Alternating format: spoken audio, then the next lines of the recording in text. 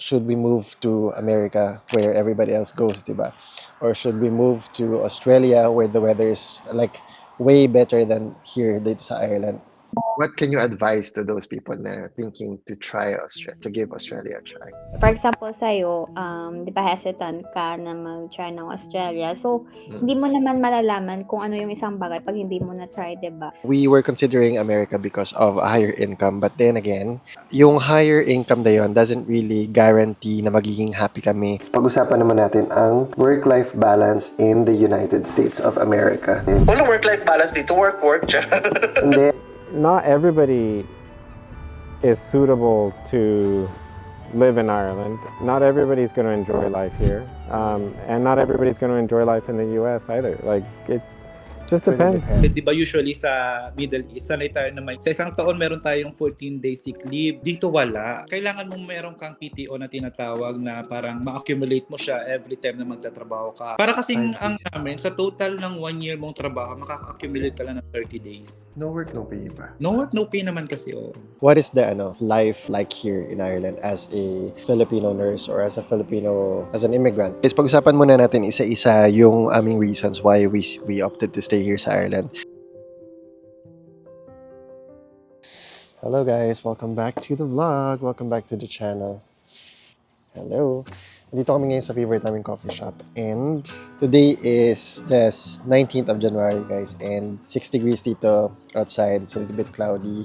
Kung nanood ko yung previous vlog ko, towards the end of the vlog, sinabi ko na I will do a vlog etong coming Sunday about why we chose to stay in Ireland over lumipat sa USA or Australia. Like most of the nurses in Ireland do or did, yung mga Filipinos, Indians, and especially mga Irish nurses, lumipat sila sa Australia after having parang a little bit of experience dito sa Ireland. So today, yun ang pag-uusapan natin, and I'll tell you some of the reasons why we chose to stay here. What can you advise to those people na thinking to give Australia a try? For example, sa'yo, di ba hesitant ka na mag-try ng Australia? So, hindi mo naman malalaman kung ano yung isang bagay pag hindi mo na-try, di ba? So, I think, madami kang reasons na i-try kasi for one, secured ka na sa citizenship mo dyan. So, in case na hindi mo gusto yung Australia, may fallback ka. Pwede kang bumalik ng Ireland. Kahit yung mga Irish people, di ba, sila napupunta din dito para mag-work. Try mo, lalo na ikaw, kasi may ka mag-travel. Seriously, pero depends lang on each individual. Kasi probably try it out. Oo, try lang. Kung mag-work, then good. Kung hindi, marami pa namang options. It's not the end of the world kung hindi mo man magustuhan ng Australia. So, hindi siya permanent thing na kung makapunta ka dito na eto na talaga. So, let's get on with the vlog guys. Bago pa lumamig ang aming drinks.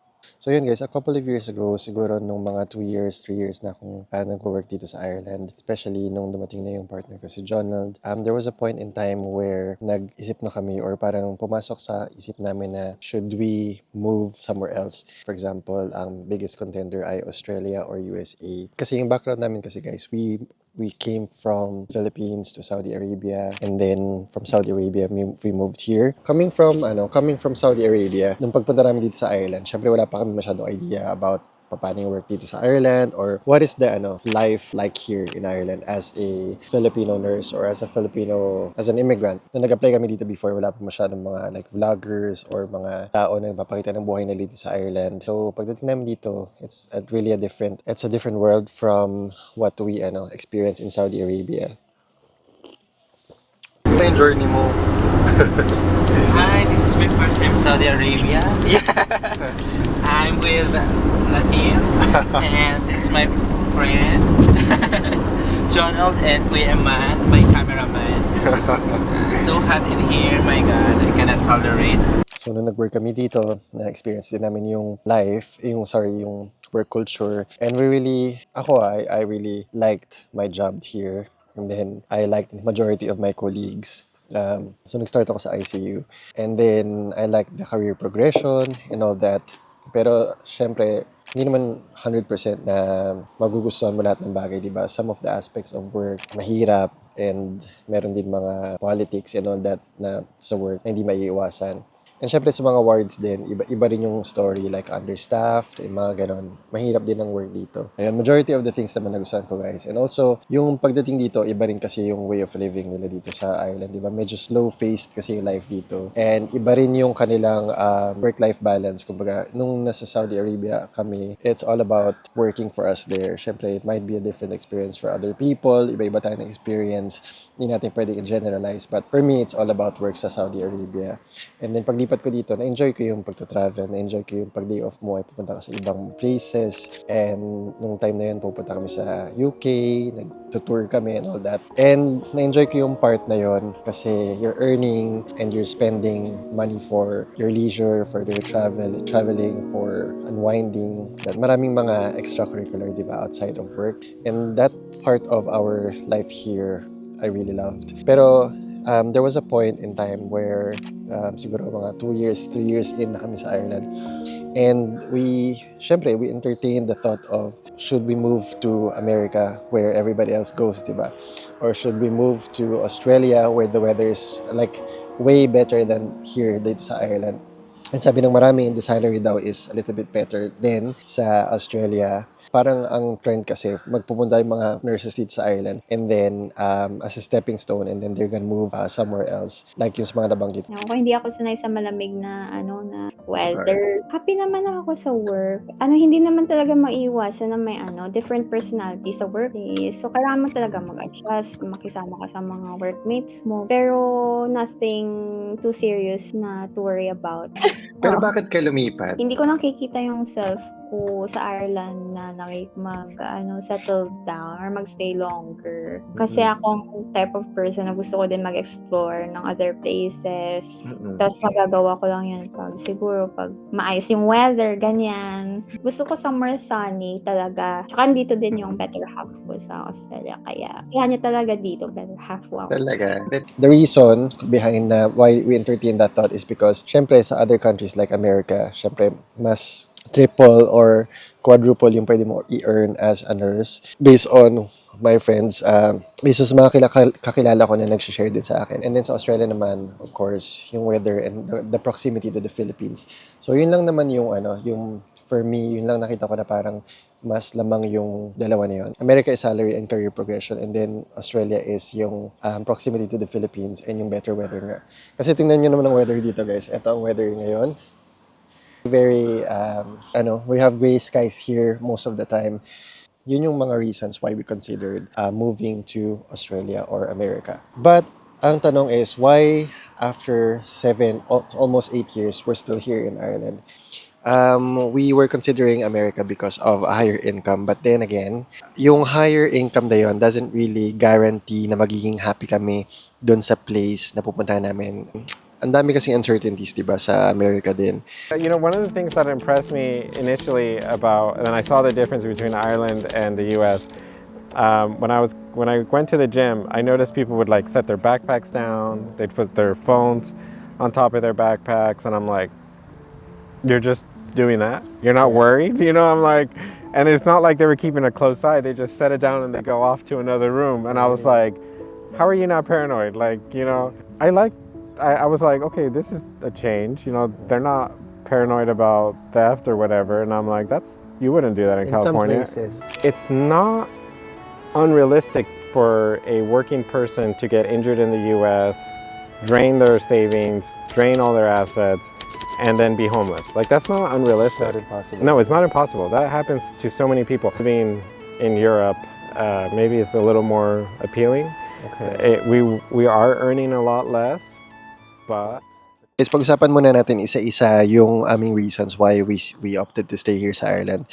First of all, yung cost of being settled. So, dito sa Ireland kasi medyo settled na kami when it comes to housing. Magto 2 years ago, we purchased a 2-bedroom apartment near kung saan yung trabaho namin. So, sometimes we can walk or we can, parang short bus ride or we can cycle going to work. And pag lumipat kami somewhere else, we cannot guarantee na magiging ganun ka-convenient yung work place in terms sa kung saan kami nakatira. Especially sa America, I think mostly sila parang car-centric. You have to drive 1 hour or some, depende rin kung nasaan kayo.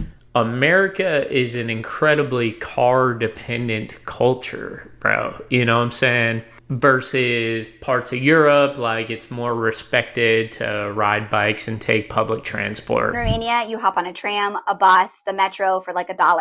No stress, no traffic, no gas money. Meanwhile, in the US, most of us are stuck with long commutes in our car just to get a coffee and to go to work. Yun yung isa sa mga parang convenience na ayaw namin i-let go, na parang we are already comfortable where we are. We have what we need, kumbaga, in the place we're in, and we're earning good amount of money. So, good amount of money, meaning na hindi naman kami sobrang, depende kasi, ang hirap namang explain. Kasi di ba parang success or money, depende sa individual kung, like for example, what we have now, we consider ourselves na okay naman, enough for us. But then for others, for other people, it might be kulang, di ba? Depende per individual, depende sa mga tao. Pero for us, what we have now is enough for us, and we're happy with that. So yun nga, kung lilipat kami sa America, most of the cities there, most of the places there, kailangan mo talaga mag-drive, and then that can add to the cost of living. Whereas here dito sa Ireland, yes, we own a car, but we don't use our car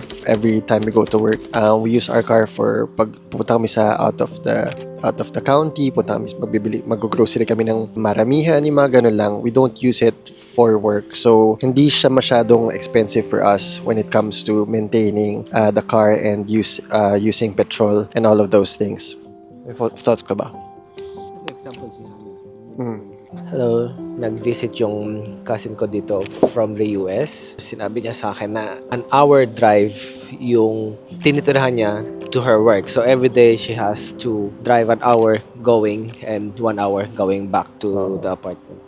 So it takes a lot of time then away from, the things you want to do. I think it's because America is too big. Sobrang laki rin kasi na America, di ba? So parang Compared to talaga, Ireland. And this is only our personal opinion, and everybody's entitled to their own opinion. Kung sa inyo ay hindi issue yun, sa amin is issue yung pagiging car dependent. So, that's one thing. The next thing, guys, is yung leave entitlements dito sa Ireland. Dito sa Ireland, yung annual leave or yung vacation leave, holiday leave is up to siguro 24 to 27, according sa Google, 24 to 27 days of annual leave plus 10 days of public holidays. So, roughly mga around 34, 37 days of paid annual leave or paid holidays.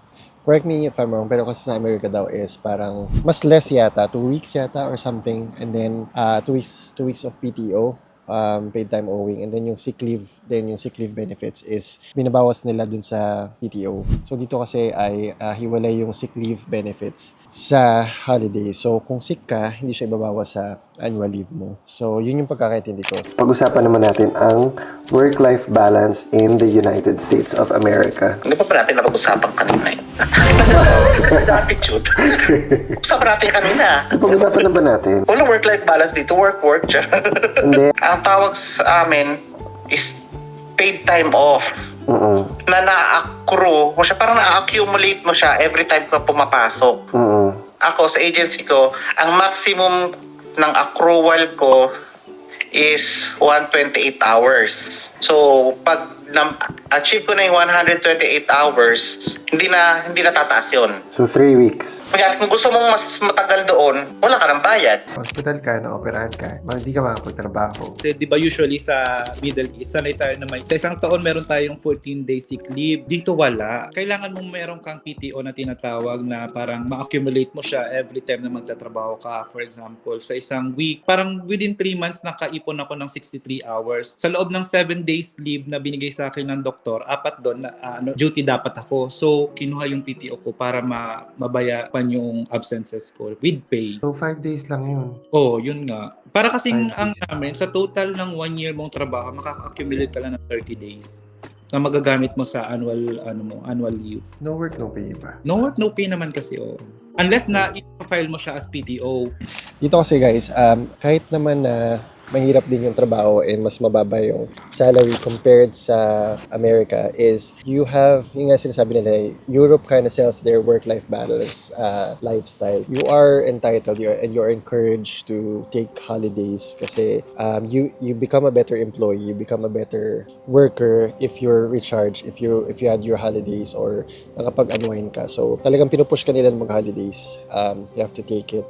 Sa tingin ko kasi guys, when you're older, I think you value time more than money. Kasi parang you can always earn money, di ba? Pero yung time that you will gain, potentially will gain experiences with your loved ones, with your self is more valuable than earning more money. Yun lang yung parang yun yung mas important sa akin, mentality. Again, iba-iba tayo ng mga... Every individual is different. Every individual is different. Maybe money is more important to other people, but for us, mas importante yung experiences and the time that we can spend outside of work. Yung healthcare din. Yung healthcare din ay isa sa mga factors din na why we considered staying here. Kasi dito sa Ireland, although the healthcare is not entirely free, but then if you lose your job, you still have access to healthcare. Hindi ka problema na pag nawalan ka ng work is, di ba, wala ka ng health insurance and all that because dito naman ay may government, may public healthcare na can cater services for you na hindi ka magbabankrupt. As a non-American, I can tell you, okay, there's 193 countries in the world. I'd say 192 of them are looking at the United States, and the majority of people on planet Earth have no idea, me included, why the U.S. healthcare is so expensive. Like, why is it 5x, 10x than any other country on planet Earth? Why? The cost of healthcare in America has ballooned over the last 20, 30 years, and it's not because doctors cost more to the system. Healthcare has skyrocketed because for every doctor, you need like 10 to 15 administrators. It's literally a disaster. Is there a solution? No. I mean, no. Another one, guys, is the power of the Irish passport. Dito kasi sa Ireland, guys, pag naging Irish citizen ka na, you are a citizen of the European Union. So, what I mean is that meron ka ng freedom to move, to work, to live anywhere within the EU, within the European Union. Sinabi ko to before and may nag-comment na, uy, citizen ka lang ng Ireland, hindi ka citizen ng Europe. But then that's the reality. If you are an Irish citizen, you can move anywhere within the EU without needing for complex work permit or visa application. Meron ka ng entitlement. And even sa UK, meron ka na ring, ano yun sa UK? Common Travel Area, CTA, na if you're an Irish citizen, you have the freedom to work and then move din, so live in UK with having the entitlements or the benefits of a British citizen. So, yung yung fact na yun na parang meron kang options to go anywhere within EU, di ba? Na although yes, mag-aaral ka ng language nila and some language can be an issue, but then knowing that meron kang fallback option is, di ba, a great parang incentive para to stay. To hold on. To hold on dito sa Ireland kahit na, despite of its flaws. Kasi wala namang perfect na bansa or country na pwede yung puntahan. Every country, meron sila mga pros and cons. And I think it's just a matter of personal preferences and depende sa anong value mo, mentality mo, ano yung pinapriority mo, pinaprioritize mo. So, yun yung isa is yung Irish passport. The reason why we decided to stay. Another reason is, guys, is when I turned 40 and siya magta-turn na rin siya ng 40 next year.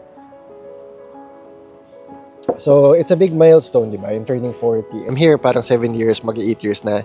And alam na namin yung healthcare system ng Ireland. We're parang settled naman sa career kasi syempre, it's been a long time. Ang hirap na naman mag-start if you're parang at this age 40.